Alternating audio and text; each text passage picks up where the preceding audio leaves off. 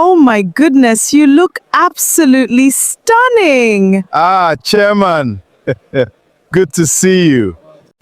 Let's welcome the latest couple in town.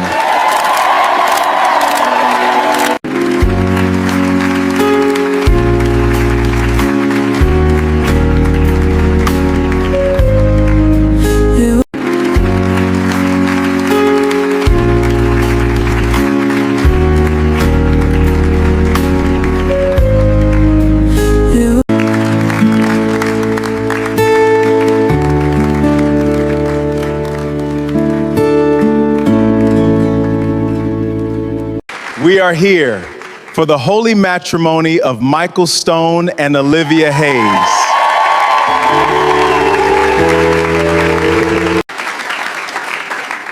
Do you, Michael Stone, take Olivia Hayes to be your lawful wedded wife? Yes, I do. God, when?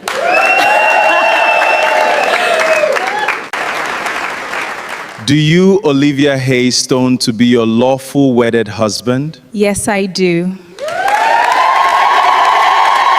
Does anyone have any reason these two should not be lawfully married?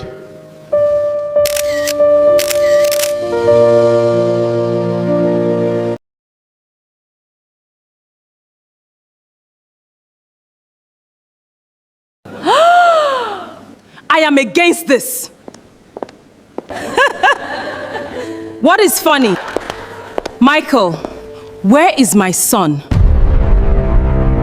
You cannot go through with this. Who are you? You know exactly who I am.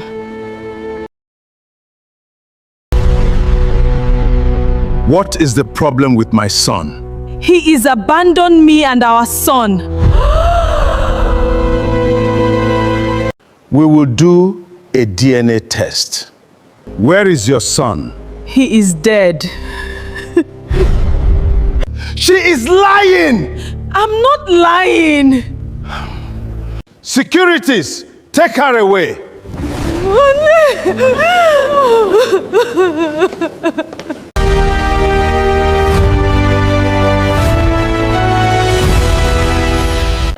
Lagos had witnessed countless extravagant weddings, Welcome to the but none compared to the one taking place that Saturday afternoon at the Emerald Grand Hotel on Victoria Island. For weeks, newspapers had carried the same headline: the wedding of the year.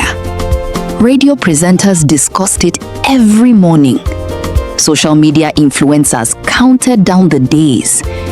Even people who had never met the bride or groom spoke about them as if they were family. Michael Stone, the young billionaire behind Stonecrest Properties, was finally getting married to Olivia Hayes, Welcome to the hotel, the brilliant interior designer whose work decorated the homes of Nigeria's wealthiest families. They were the perfect couple. Young, successful, elegant, blessed. Inside the magnificent ballroom, the atmosphere was alive with excitement. Crystal chandeliers reflected warm golden light across polished marble floors. White roses lined the aisle. A live orchestra played softly as guests settled into their seats. Among the front row guests were three other wealthy couples, close friends of Michael and Olivia. They laughed, exchanged jokes, admired the decorations. They had celebrated birthdays together, traveled together, built businesses together. From the outside, they looked like a family. No one could see the cracks beneath their smiles. Michael stood confidently at the altar in a perfectly tailored black tuxedo. He glanced at his watch, then looked toward the entrance. The doors opened. Olivia appeared, the entire room rose to its feet. She looked radiant in a flowing white gown, holding a bouquet of ivory roses. Her father proudly walked beside her. Michael smiled. For a brief moment, outside the ballroom, a taxi pulled quietly to a stop. Comfort Clark stepped out. She was dressed beautifully in a pink dinner gown. She stood at the hotel entrance for several seconds, staring at the banner that read, "Congratulations, Michael and Olivia." A tear rolled down her cheek. She quickly wiped it away. Comfort said softly,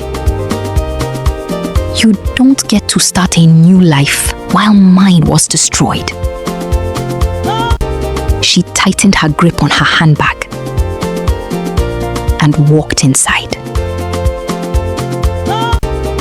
The wedding ceremony continued. The pastor smiled warmly as he addressed. Marriage is built on love, trust, patience, and truth. Without truth, no marriage can stand. We must understand this. Comfort stopped walking. Those words pierced her heart. Truth. That was all she had come to fight for. Nothing more, nothing less. The vows began. Michael repeated every word without hesitation. Olivia's eyes filled with joyful tears as she spoke hers. We are here for the holy matrimony of Michael Stone and Olivia Hayes.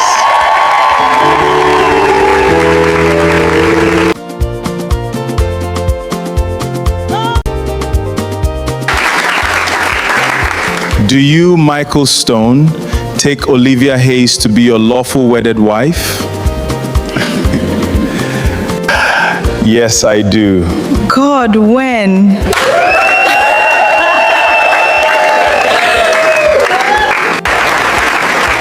Do you, Olivia Hayes Stone, to be your lawful wedded husband? Yes, I do. Does anyone have any reason these two should not be lawfully married? Nobody moved. Then, a voice echoed from the back of the hall. The applause died instantly. I am against Every this. head turned. Comfort slowly walked down the aisle. Her footsteps echoed across the silent ballroom. Michael stared at her. At first, he didn't recognize her. Then, his face changed, only slightly, but enough. Olivia noticed. She looked from Comfort to Michael, then back again. Olivia, Michael, do you know her? Michael forced a smile. No. Comfort stopped a few meters from the stage. She looked directly into Michael's eyes. Comfort, look at me carefully. You've forgotten me, but I have never forgotten you. Guests began whispering among themselves. The photographers lowered their cameras. Even the orchestra had stopped playing. Michael's father, David Stone, slowly stood up. His voice was calm, but firm. Young woman, whoever you are, today is my son's wedding. If you have any misunderstanding, this isn't the place. Comfort ignored him. She reached into her handbag. Security officers immediately moved closer. Instead of a weapon, she brought out a tiny blue children's shoe. Old, worn, carefully preserved. she held it high enough for everyone to see. The ballroom fell silent. Comfort's voice trembled, not with fear, but with years of pain. Comfort, this is all I have left of my son. Michael's heartbeat quickened. For the first time that afternoon, his confident smile disappeared. Michael, where is my son? You cannot go through with this. Who are you? You know exactly who I am. What is the problem with my son? He is abandoned me and our son. We will do a DNA test. Where is your son? He is dead. She is lying! I'm not lying. Securities, take her away.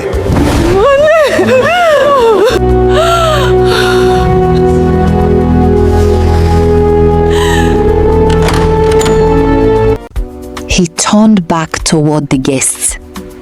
His voice became louder, more confident.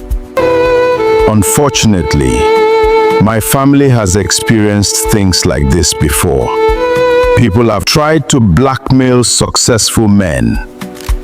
They wait for important occasions, hoping to destroy reputations. I choose to forgive her. Changed direction? So she came for money?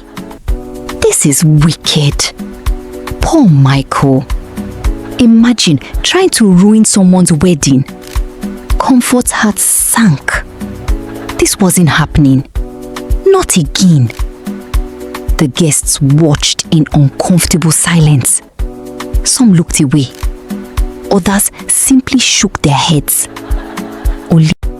Olivia stood frozen. David, don't let a desperate stranger steal the happiest day of your life. Silence filled the hall. It lasted only a few seconds. David adjusted his suit and smiled at the congregation once again. Ladies and gentlemen, I apologize once more. Let's not allow bitterness to destroy what God has brought together.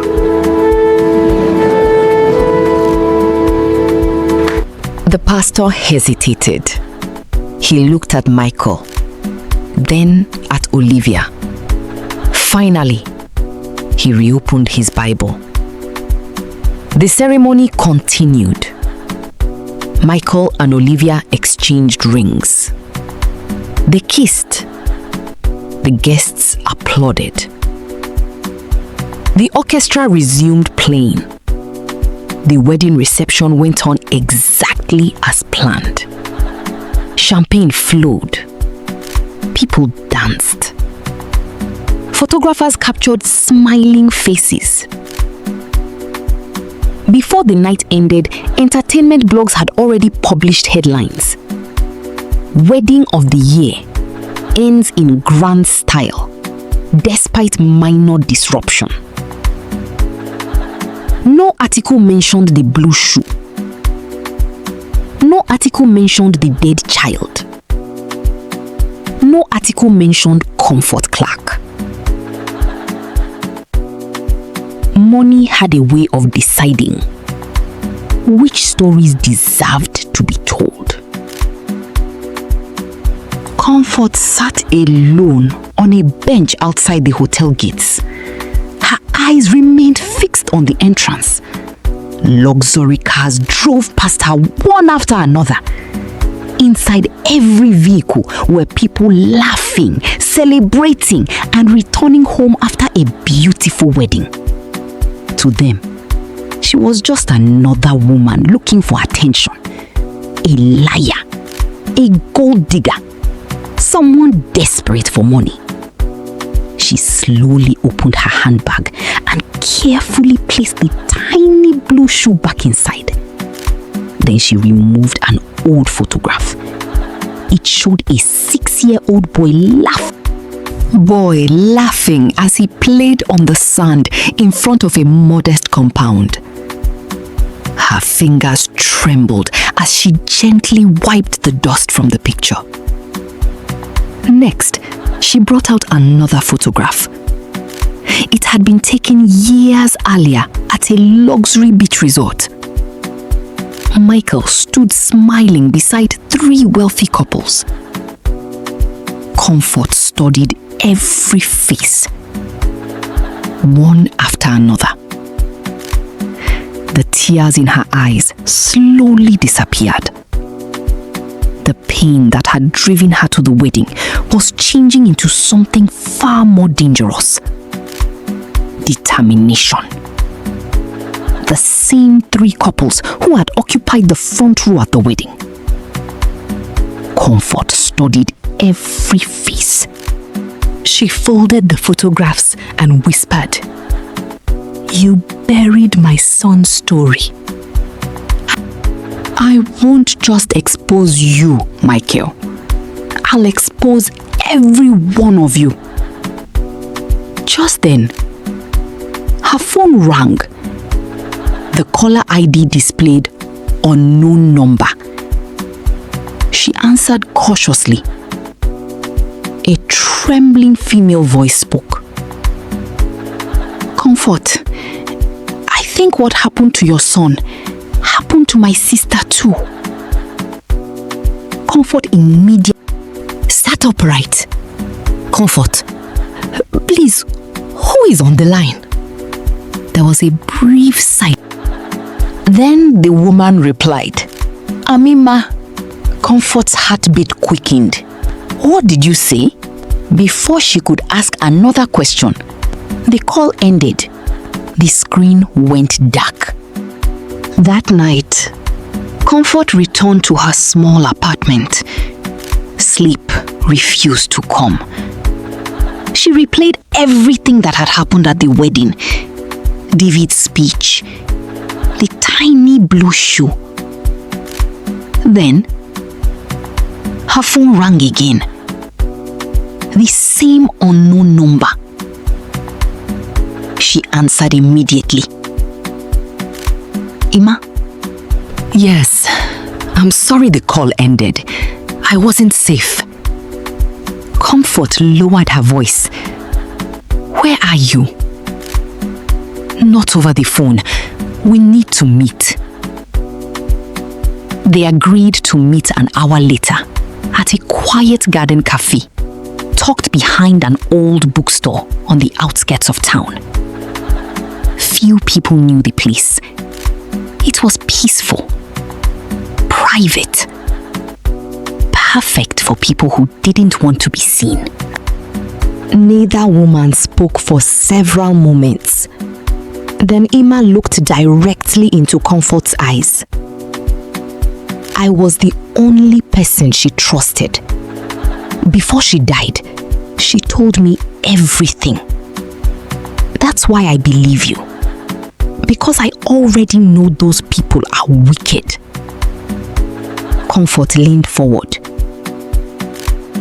"Do you have anything that can prove it?" Ima nodded. She carefully removed a small flash drive from her handbag. "Ima, my sister secretly recorded some of their conversations. She knew something might happen to her. She wanted the truth to survive, even if she didn't." Comfort stared at the flash drive. It felt heavier than gold. "Ima, if we work together, we can pull them down." For the first time since her son's death, hope flickered inside Comfort's heart. She nodded. "Tomorrow, I'll come to your house. We'll begin." Ima smiled faintly. It was the first genuine smile she had managed in years. Neither of them knew. Someone sitting inside a packed black SUV across the street had watched their entire meeting. As the two women walked away in different directions, the tinted window slowly rolled up. The following morning, Comfort arrived at Ima's address carrying a small backpack and a notebook. But something was wrong. Long before she reached the compound, she heard loud cries. People filled the narrow street. Women wailed. Men whispered in disbelief. Neighbors stood in clusters, shaking their heads. An ambulance was parked outside the gate. Comfort's steps slowed. A cold feeling spread through her body. She grabbed an elderly woman standing nearby. Comfort, please, what happened? The woman wiped tears from her face before answering. The young lady who lives here. They found her dead this morning. Comfort's world stopped. Her legs became weak. The backpack slipped from her shoulder. She pushed through the crowd. Inside the compound, a white sheet covered a lifeless body. Only a pair of familiar sandals remained visible beneath the cloth. Comfort froze. Her heart pounded against her chest. Less than 24 hours earlier, Ima had promised they would bring powerful people to justice. Now, she was dead. It's been 3 days since Michael and Olivia's biggest wedding in Lagos shut down everywhere. The guests had returned to their homes, carrying beautiful memories, expensive souvenirs, and countless photographs from what many still described as the wedding of the year. Only one unpleasant moment remained in everyone's memory: the interruption. Social media had already taken a different direction. Some blogs described Comfort as a desperate woman trying to extort a billionaire. 5 days later, Michael and Olivia landed in the Maldives for their honeymoon. Crystal blue waters stretched endlessly around their luxurious overwater villa. The gentle sound of waves replaced the endless noise of Lagos. For the first time since the wedding, Michael looked relaxed. Olivia, however, wasn't. She stood quietly on the balcony, staring at the ocean while holding a cup of coffee. Michael noticed. He walked behind her and gently wrapped his arms around her waist. "You're still thinking about the wedding, aren't you?" Talk to me. Olivia remained silent. Michael kissed her forehead. She slowly turned to face him. There was no anger in her eyes, only curiosity. She is a nobody. Are you sure? Olivia searched his face. Nobody doesn't walk into someone's wedding carrying a child's shoe. Michael sighed. He walked toward the balcony railing. For a few seconds, he admired the ocean before speaking. When I first started my business, people tried everything to bring me down. They spread rumors. They forged documents. They even paid people to make false claims. Comfort is just another person who believed she could make money by embarrassing me. So why were you afraid? I was afraid because you are too beautiful. Because I was embarrassed. Thousands of people were watching. I wasn't afraid of her. I was shocked. Do you trust me? Yes.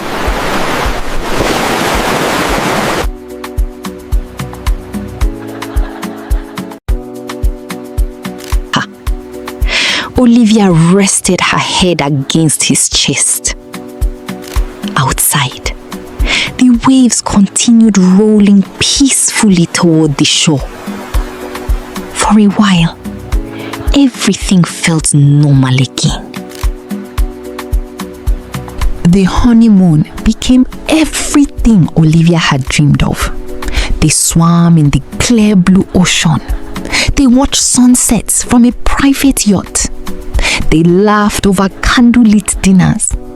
They explored hidden beaches where no one knew their names. Michael became the attentive husband every woman wished for. He surprised Olivia with handwritten notes. He cooked breakfast one morning, even though he could barely fry an egg.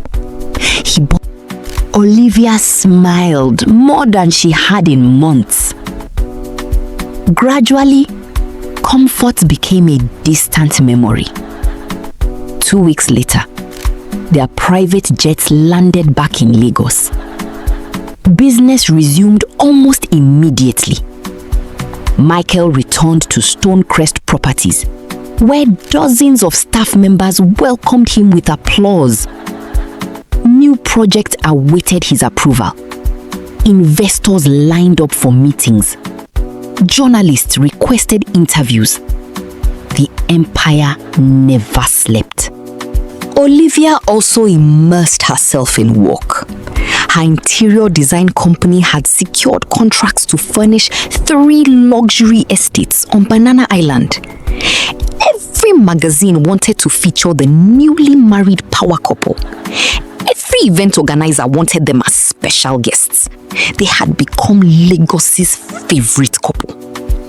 The following Saturday, Michael invited all 5 couples to his mansion for dinner. The atmosphere was warm and lively. Everyone laughed as souvenirs from the Maldives were distributed. Designer perfumes, luxury watches, handmade ornaments, boxes of premium chocolates. Each gift came with a funny story from the trip. The women admired Olivia's vacation photographs. The men teased Michael about becoming too romantic. For hours, there was laughter, music, food, wine. Anyone watching them would have believed these friendships would last forever. But beneath every smile, something remained hidden. One husband secretly avoided answering his wife's phone calls during business trips. Another wife smiled at everyone around the table while quietly covering a bruise beneath her makeup. A third couple barely spoke to each other unless other people were present. Another husband spent more time replying to messages than listening to his wife. Perfection existed only when people were watching. No one noticed these tiny cracks. Except Olivia. As dinner came to an end, she watched the other couples carefully. She realized something strange. Every marriage around the table looked happy, but none of them looked peaceful. She couldn't explain why. It was only a feeling, a quiet discomfort that settled in her heart. Before she could think further, Michael gently squeezed her hand beneath the table. "What are you thinking about?" Olivia smiled. "Nothing." She lied. Because even in the middle of laughter, she couldn't completely forget Comfort's eyes or the tiny blue shoe. The cafe was almost empty. It was one of those small, quiet places tucked away in Surulere, where people came to escape the endless noise of Lagos. A television mounted on the wall played the afternoon news, but no one paid attention. The rich aroma of freshly brewed coffee filled the air. Comfort sat quietly by the window. Her fingers were wrapped around a cup of tea that had long gone cold.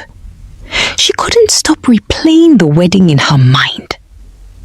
Michael's denial, David Stone's confidence, the way hundreds of people had looked at her as though she were the criminal.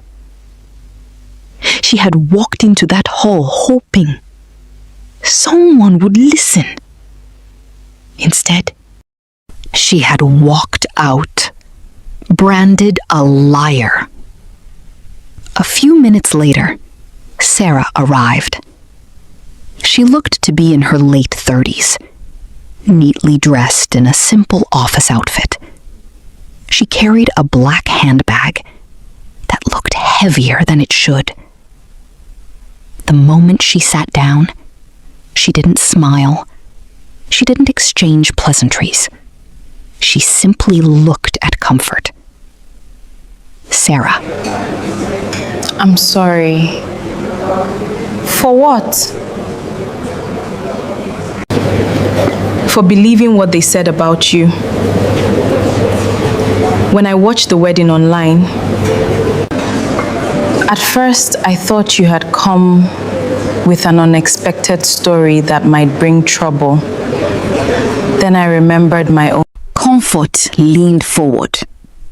Sarah slowly unzipped her handbag. She carefully brought out a thick brown file. It was old. The edges were badly worn. Some of the papers inside had already begun to fade. She gently placed it on the table. Everything inside this file is the reason I haven't slept peacefully for 4 years. Comfort carefully opened it. Inside were payment receipts, allocation letters, photographs, court documents, letters from lawyers, police reports, even old newspaper cuttings. Comfort slowly looked up. My savings. 4 years ago,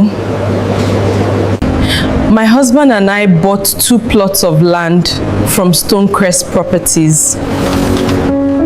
We paid every kobo. We attended the inspection. We signed every document. They promised allocation in 3 months. Sarah laughed bitterly. 3 months became 6. 6 became 1 year. 1 year became 7 years. She flipped to another page. Photographs of an empty piece of land appeared. Every time I went there, they told me to come back next week. Comfort turned another page. Letters from lawyers demanding answers. None had ever been replied to. Sarah. When I stopped being patient, They stopped being polite. what do you mean? One evening, I was driving home. A black SUV blocked my car. 3 men came out. They didn't touch me. They didn't need to. Comfort noticed Sarah's hands beginning to tremble. Sarah's voice became quieter. One of them leaned into my window and said, "Madam, enjoy your life. Forget the land. Some battles are too expensive." Comfort's expression hardened. Comfort. "Did you report them?" Sarah almost laughed. She reached into the file again. This time, she brought out one police report, then another, then another. 3 police reports. Nothing happened. She placed another document on the table. "Sarah, I petitioned the Ministry of Lands. No response." She placed another file beside it. "Sarah, I went to court. The case kept getting postponed." Comfort scanned one of the documents. Suddenly, her eyes stopped on a familiar signature. "David Stone." She slowly looked back at Sarah. "You think David is behind this?" Sarah nodded. "Sarah, people think Michael runs Stonecrest. He doesn't. David Stone built that company, and nobody makes a major decision without his approval." Comfort fell silent. Everything David had said during the irony almost made her laugh. Sarah quietly closed the file. "I wanted justice. But justice is expensive when you're fighting people with money." For a moment, neither woman spoke. Outside, traffic crawled slowly past the cafe. Life in Lagos continued, as though nothing had happened. She slowly removed a photograph from the back of the file. It showed a smiling man standing beside a little girl near a bush. Sarah stared at it. "Sarah, because that land wasn't an investment. It was supposed to be our home. My husband died waiting." Comfort stared quietly at the photograph. Sarah smiled sadly. "Sarah, a heart attack. He never recovered from the stress." Comfort gently returned the picture. For the first time, she realized she wasn't the only person carrying grief because of the Stone family. Sarah slowly reached across the table. "Comfort, you came for justice. I came for justice too. Maybe God brought us together." Comfort nodded slowly. "Comfort, then we fight together." Sarah looked around. There are others. "Others?" Sarah nodded. Comfort's heart skipped. "There are people who lost businesses, people who lost their homes, people who disappeared after refusing to keep quiet." She paused, then whispered, "But there's one woman you need to meet first." Comfort leaned close. "Who is she?" Sarah's eyes fixed on the cafe entrance as though she feared someone was listening. Then she whispered,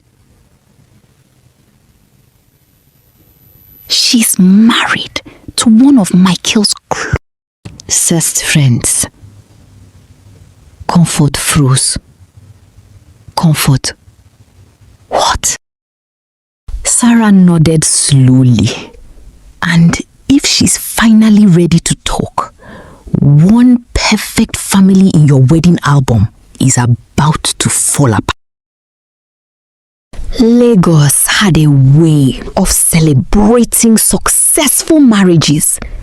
Every weekend, social media was flooded with pictures of couples smiling on beaches, holding hands at expensive restaurants, and sharing romantic captions about forever. People believed what they saw. Nobody ever asked what happened after the cameras stopped recording. Among all the couples who attended Michael and Olivia's wedding, one family stood out more than the others: Daniel and Rebecca Cole. To millions of Nigerians, they were the definition of a successful marriage. Rebecca Cole was one of the country's most celebrated marriage counselors.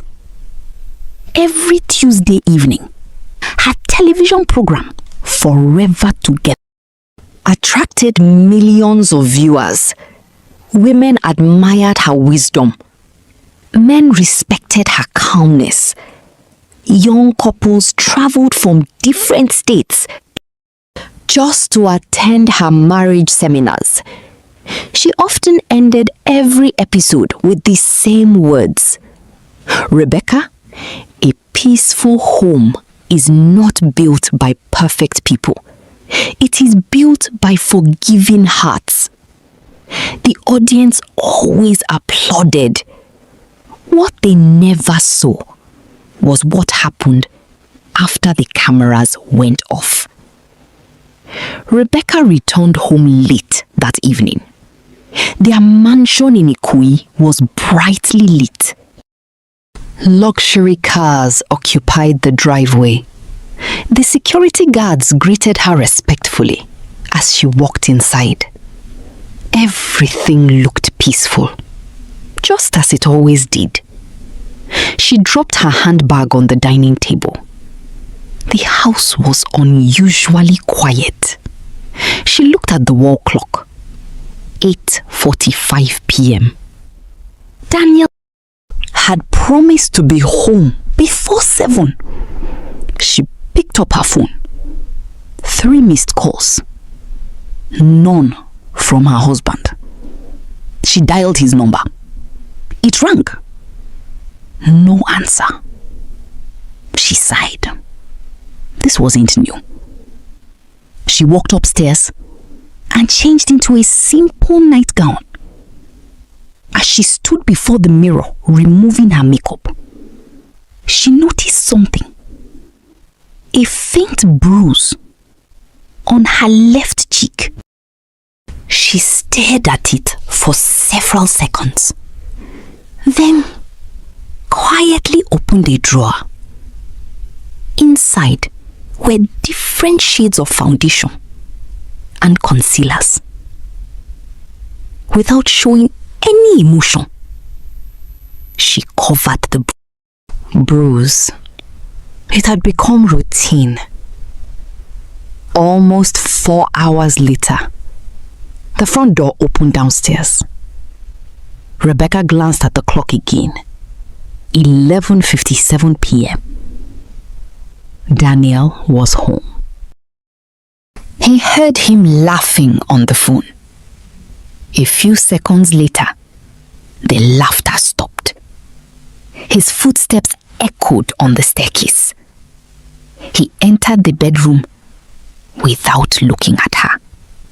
He loosened his tie and placed his car keys on the dresser. Rebecca smiled gently.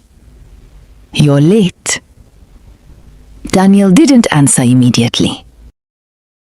He poured himself a drink, finished it in one gulp. Only then did he look at her. Daniel, I was walking. Rebecca nodded. She had heard that answer many times. Rebecca, you could have called. Daniel's expression changed instantly. Daniel, must I report every movement to you? Rebecca immediately lowered her voice. I wasn't arguing. I was just worried. Daniel laughed sarcastically. Worried? What do you mean? Daniel walked closer. His face was only inches from hers. Daniel, you spend all day teaching strangers how to love their spouses. But tell me, when last did you ask what I wanted? Rebecca's eyes filled with tears. She reached for his hand. He pulled away. Rebecca, Daniel, I've always tried my best. Daniel suddenly swept the glass on the bedside table onto the floor. It shattered. Rebecca jumped in fear. The house became silent. Daniel pointed toward the broken glass. Clean that. Without another word, he walked into the bathroom and slammed the door. Rebecca stood motionless. Her hands trembled. Not because the glass had broken, because she knew. Tonight wasn't over. The next morning, Rebecca appeared on national television. Her makeup artist admired her flawless face. Makeup artist, you are blessed with beautiful skin. Rebecca smiled. Only she knew how much makeup covered the fresh bruise beneath. Minutes later, the cameras rolled. The studio audience applauded loudly. Rebecca smiled confidently, as though nothing had happened. Rebecca on television. Marriage isn't about winning arguments. It's about choosing love every single day. The audience clapped. A young woman in the front row wiped tears from her eyes. Rebecca continued speaking. Encouraging, inspiring, healing broken homes. Meanwhile, her own home was slowly breaking beyond repair. That afternoon, Comfort and Sarah sat inside Sarah's car, across the street from the television station. Comfort watched Rebecca leave the building. She greeted fans warmly. She signed books. She posed for photographs with smiling couples. Comfort frowned. Comfort, that's the woman you wanted me to meet? Sarah nodded.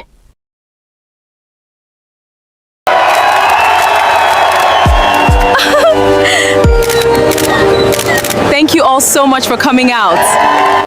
Somewhere inside the Cole mansion, Rebecca quietly locked herself in the bathroom, rolled up the sleeve of her blouse, and revealed bruises that no television camera would ever see. She stared at herself in the mirror, then whispered through tears, "How much longer can I keep pretending?" Outside the bathroom door, Daniel's phone buzzed. He smiled as he read the message. The sender's name flashed across the screen. Unknown woman. He quickly deleted the notification, then walked away, as if nothing had happened. That Saturday afternoon, the three wealthy couples gathered at a private beach house in Lekki. It had become their tradition. Business first, pleasure later. Their children ran freely on the sand while private chefs prepared barbecue by the swimming pool. Professional photographers followed them around, capturing every beautiful moment. Michael Stone raised a glass. Cheers to friendship, to bigger businesses, and more vacations.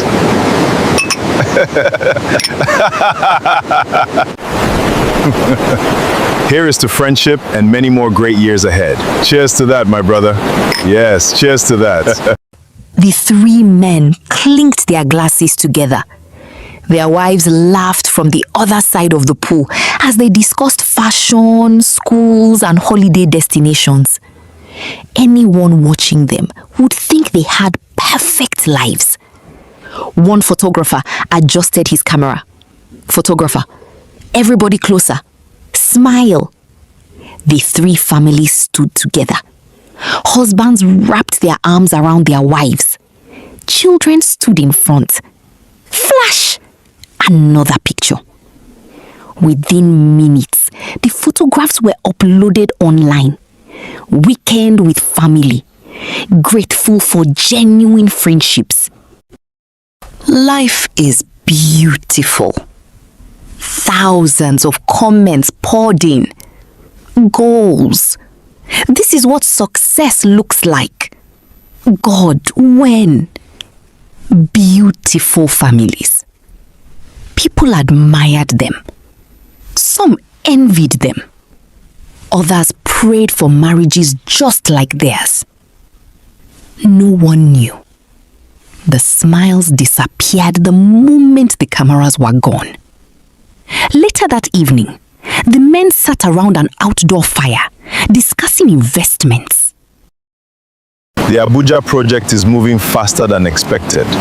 We'll launch before December.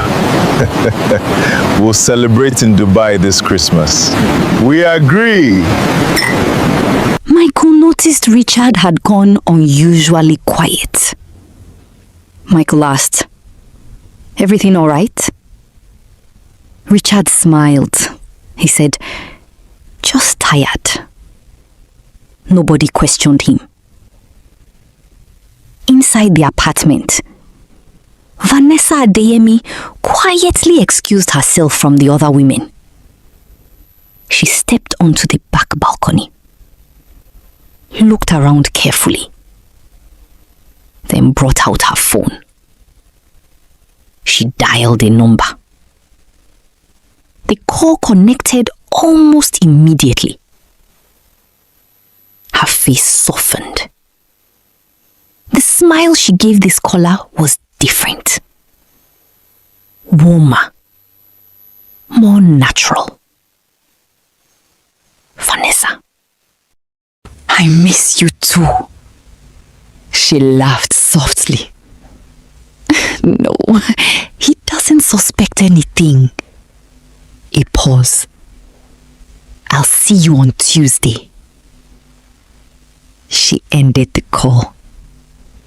The housekeeper had just stepped outside carrying a tray of empty glasses. The older woman froze. She hadn't meant to overhear. Vanessa turned quickly. Their eyes met. For a brief second, neither of them spoke. Vanessa forced a smile. "I was talking to my cousin." The housekeeper nodded politely. But deep inside, she knew that wasn't true. This wasn't the first time. The neighbors had noticed. The security guards had noticed. Even Richard's younger sister had noticed. Vanessa always left the house every Tuesday afternoon. Always returned around 5 o'clock. Always claimed she had charity meetings. Nobody had proof. Only suspicion. Whenever anyone hinted at it, Richard laughed. My wife? Impossible. I trust Vanessa with my life. People stopped talking, but they never stopped watching. Across town, Comfort and Sarah sat inside Sarah's small apartment. The dining table was now covered with files, property receipts, photographs, newspaper clippings, court documents. Comfort rubbed her tired eyes. The investigation was becoming bigger than she imagined. Sarah placed another newspaper on the table. It carried the same smiling photograph from the beach. The three couples. Perfect, as always. Sarah pointed at Vanessa. Do you know her? Comfort shook her head. Sarah smiled faintly. Sarah, people think she's the luckiest woman in Lagos. Comfort looked closely at the photograph. What do you mean? Sarah opened another file. Inside were handwritten notes, names, dates, meeting locations. She slid one page toward Comfort. Sarah, someone has been following her for months. Comfort frowned. Following her? Sarah nodded. Not to hurt her, to know the truth. Comfort looked confused.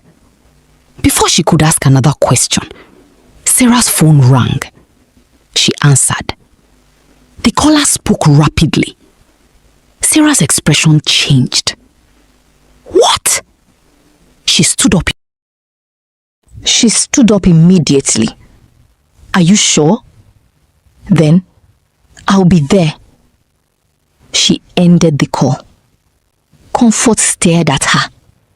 What happened? Sarah looked directly into Comfort's eyes.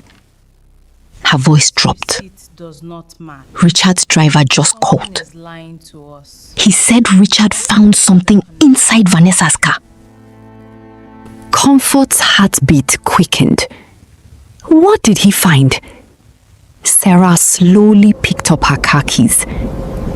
We are about to find out. Outside, rain began falling over Lagos. The movement had started with only a few frightened people meeting quietly in a small church hall in Surulere. At first, nobody believed it would survive. They came one after another, usually after sunset, carrying documents, photographs, court papers, medical reports, and stories they had been too afraid to tell publicly. Some had lost properties, some had lost businesses, some had lost loved ones.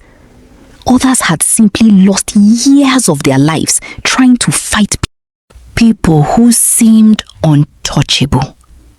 Comfort became the voice that connected them. Sarah became the person who organized their meetings. But as the weeks passed, something changed. The people who had once whispered their stories were beginning to speak with confidence. They were preparing statements. They were contacting journalists. They were looking for lawyers. They were no longer afraid. And that was exactly what frightened the three wealthy families. One Friday evening, the three men gathered at their usual private club in Victoria Island. The room was beautifully decorated with dark wooden furniture, expensive paintings, and shelves filled with imported drinks. Michael and Richard were discussing business. Then Daniel walked in. His expression was unusually serious. He closed the door behind him. Daniel, problem deo. The laughter immediately stopped. Richard looked up. Richard, What kind of problem? Daniel remained standing. People we've hurt? Don't pretend you don't understand. There's a woman speaking at their meetings. I know her. Who? Tina and that babe wey accused me years ago. I thought the matter was finished. The room became silent. The men suddenly understood. If one victim spoke, another could speak, and another. Soon, everything they had buried could return. Their businesses, their marriages, their friendships, their reputations, their freedom. Michael slowly picked up his glass. Who is organizing them? Comfort that your ex na better bad luck. Michael's expression changed. The woman who had appeared at his wedding, the woman who refused to disappear, the woman he had hoped would eventually give up. Now she was becoming a threat to everyone. That same night, Michael drove to his father's residence. David Stone was sitting in his study when Michael entered. The older man looked up from his newspaper. He didn't ask why his son had come. He already knew. David, what is the problem? Michael sat opposite him. Comfort has gathered victims. Then find out who is helping her. Michael hesitated. Then he said, Sarah. David slowly placed the newspaper down. The woman who lost her property. Michael nodded. David's expression remained calm. Bring her to me. Sarah was driving home 2 nights later when 2 vehicles suddenly blocked her path. Before she could understand what was happening, several men approached. She tried to reverse. There was nowhere to go. One of the men opened her door. Madam, please come with us. Sarah's voice trembled. To where? The man looked at her then said, You'll find out. When Sarah arrived at David Stone's residence, she was led into a large sitting room. David was waiting. There were no threats. No shouting. That almost frightened her more. He pointed toward a chair. Sit. Sarah remained standing. Then she asked, Why am I here? David smiled. Because you are intelligent. And intelligent people understand when a battle is no longer worth fighting. Sarah laughed bitterly. You destroyed my life. David shook his head. Then he responded, I didn't destroy your life. You allowed anger to control it. He placed a folder on the table. Sarah opened it. Inside were photographs of a beautiful house in Banana Island. Her eyes widened. David placed another document beside it. The property will be yours. Sarah looked up. David continued, and your children's education will be paid for as long as they remain in school. Sarah stared at him. She wanted to throw the documents in his face. But then she remembered her children, their unpaid school fees, the landlord threatening to throw them out, the nights she had pretended everything was fine. David watched her carefully. He knew she was struggling. David said, You don't need to destroy us to prove we were wronged. Take care of your children. Leave the rest to people who understand the world. Sarah's eyes filled with tears. And comfort. David leaned back. Comfort made her choice. Sarah looked at the document again. For several minutes, She said nothing. Then she quietly nodded. The betrayal began almost immediately. Sarah returned to the movement and behaved as though nothing had happened. She continued attending meetings. She continued taking notes. But now, every name she wrote down eventually found its way to the wealthy families. Who had evidence? Who was ready to testify? Where the next meeting would take place? Who was talking to journalists? The consequences were frightening. One witness suddenly withdrew. Another received a threatening phone call. A man's shop was destroyed overnight. A woman who had promised to testify simply disappeared. Fear returned to the movement. Comfort noticed something was wrong. Comfort, someone is giving them information. Sarah looked at her. Sarah, what makes you think that? Comfort said, because they always know what we're planning. Sarah looked away. Guilt began eating her alive. Then, Comfort disappeared. It happened after a meeting.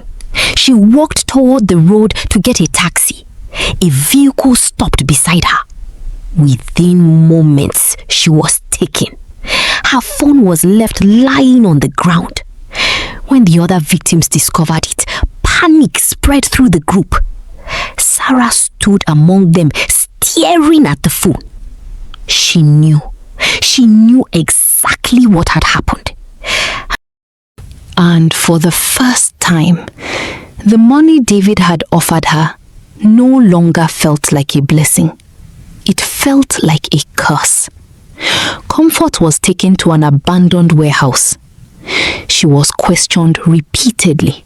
Her captors wanted names, documents, locations, contacts, but Comfort refused. Tell us who else is involved. Comfort responded, you already know. Where are the documents? Comfort stared at him and said, even if you destroy every document, you cannot destroy the truth. The man walked away angrily. Comfort remained alone, weak, exhausted, but determined. Meanwhile, Olivia was beginning to see another side of Michael. Her husband had become increasingly secretive. He took calls outside. He locked his study. He stopped discussing business with her. One evening, she overheard him speaking on the phone. His voice was cold. I don't care what it takes. They cannot continue. So delete her. Olivia stood silently outside the door. Her heart began racing. This wasn't the Michael she knew. Or perhaps it was the Michael she had never truly known. Sarah finally reached her breaking point. She couldn't sleep. She couldn't eat. Every time she looked at her children, she remembered what she had done. She picked up her phone. There was only one person she could think of. Olivia. But Olivia didn't know her. She didn't know about the movement. She didn't know what Comfort and Sarah had been doing. So Sarah knew she couldn't simply call and say, your husband is dangerous. She would have to explain everything. She dialed the number. Olivia answered cautiously. Hello? Sarah took a deep breath. Sarah, my name is Sarah. You don't know me, but you need to listen to everything I'm about to tell you. Olivia remained silent. Sarah continued. Comfort, your husband's ex, was held by some men because she's trying to get justice for her son. As we speak, I don't know if she's still alive. What does this have to do with me? Sarah closed her eyes. She knew there was no turning back. Everything. They eventually met in person. Sarah told Olivia everything. The victims, the movement, David, the money, the betrayal, Comfort's kidnapping, and Mike. Olivia listened in disbelief. When Sarah finished, Olivia could barely speak. That night, she followed Michael. He drove through Lagos until he reached an isolated warehouse. Olivia stopped her car some distance away. She approached quietly. Then she heard a tiny voice. Comfort's voice. Olivia looked through an opening. There she was. Alive. Weak. Tied to a chair. And standing a few feet away from her was Michael. Olivia covered her mouth. Tears filled her eyes. The truth was no longer a suspicion. It was standing directly in front of her. Her husband was involved. The man she had defended at the wedding was connected to the woman who had been fighting for her son's justice. Olivia slowly stepped away from the warehouse. She returned to her car. For several minutes, she simply sat there. She could call the police. She could confront Michael. She could run. Or she could find out exactly why he had gone this far. Olivia started the engine. Her tears continued falling, but her voice was firm when she finally spoke to herself. I will find out the truth. She drove away into the Lagos night, and behind her, the warehouse remained hidden in darkness. But the secret buried inside it would soon become the secret that destroyed everything. She kept looking at the rearview mirror, as though Michael might suddenly appear behind her. But the road remained empty. Her mind was racing. Comfort was alive. She knew where she was being held. And every second mattered. Olivia picked up her phone and called Sarah. Sarah answered almost immediately. Sarah. Olivia. Comfort is still alive.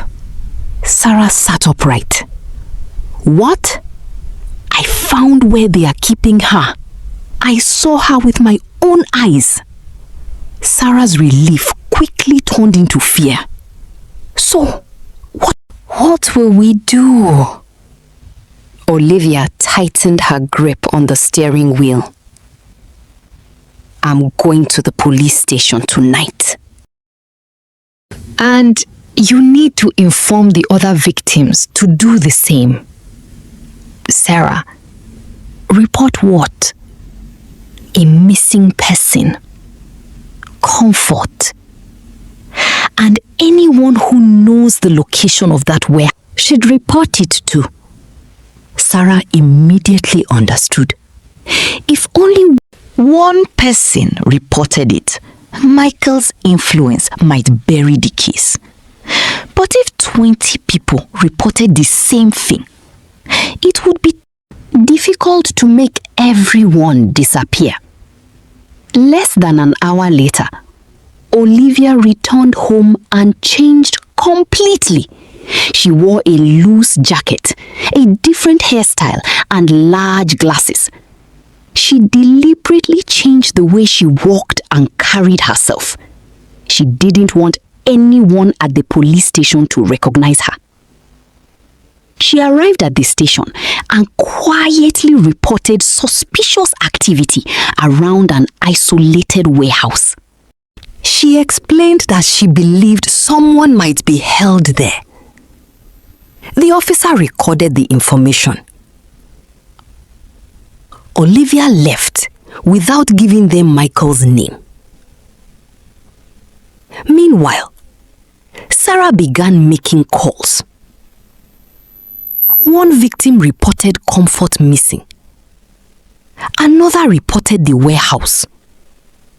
Another described the location.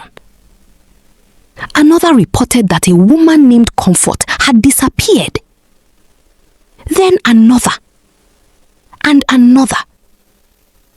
Within 30 minutes, more than 20 reports concerning the same woman began arriving at police stations across Lagos. The situation immediately became suspicious. The police couldn't ignore it anymore. That same night, Michael stepped outside the warehouse. He was preparing to leave. The engine of his car was already running. Then, headlights appeared. One police vehicle. Then, another. Michael froze. An officer stepped forward. "Sir, step out of the vehicle." Michael looked around. There was nowhere to go. "What's the problem?" The officer didn't answer. "Step out." Michael slowly opened the door. The moment he stepped down, handcuffs were placed around his wrists. The other men inside the warehouse were arrested. Then the officers entered the building. Seconds later, they found Comfort. Alive, weak, still tied to the chair. An officer immediately rushed toward her. Among the officers was a young policeman whose brother was one of the victims. He immediately recognized the seriousness of what was happening. He secretly recorded the arrest, the discovery of Comfort, and Michael being taken away in handcuffs. That video was posted online that same night. It exploded. Within minutes, people began sharing it. Then thousands. Then millions. By midnight, Lagos was talking about Michael Stone. And the victims finally began speaking. One video showed a woman explaining how she had paid for land and never received her plot. Another victim described being threatened after demanding his property. Another spoke about losing a business because of a fraudulent contract. Then came allegations of sexual abuse. One after another. The stories appeared online. The names were no longer whispers. Michael, David Stone, Richard, Daniel. The families who had once appeared untouchable suddenly found themselves at the center of a national scandal. The next morning, the case was much bigger than anyone had imagined. Michael was formally charged, but the prosecution wasn't relying only on the victims. There was another witness, Richard's longtime gateman. He entered the courtroom nervously. The courtroom became silent. He looked toward Michael, then Richard, then Daniel. The judge asked him to explain what he had seen. The man's voice trembled. "Gateman, I saw them that night." He pointed toward Michael, Richard, and Daniel. Oga Michael came with his friends. he swallowed. They carried the boy inside. The courtroom became completely silent.